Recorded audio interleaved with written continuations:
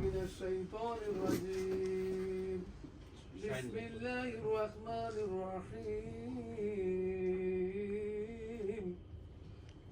فاذكروني أذكركم واشكروني ولا تكفرون.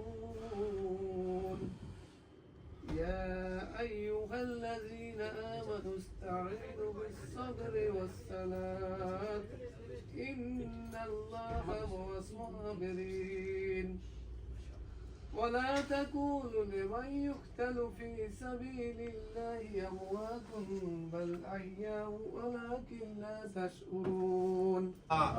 আল্লাহ নাকি বলেছেন এই রমজান মাসে সকল কবরবাসীদের আযাব মাফ থাকে আল্লাহ।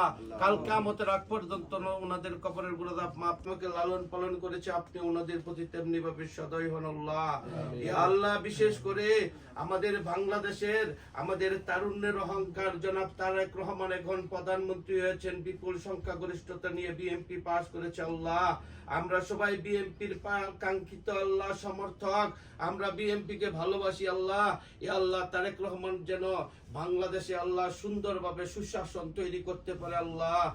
আমি আসলে দীর্ঘদিন বাংলাদেশে ছিলাম, প্রায় 7 মাস বাংলাদেশে ছিলাম। আপনারা জানার হতো এমপিকে আমি শর্টলিস্ট হয়েছিলাম, বাট পরবর্তীতে আমি নমিনেশন পাইনি।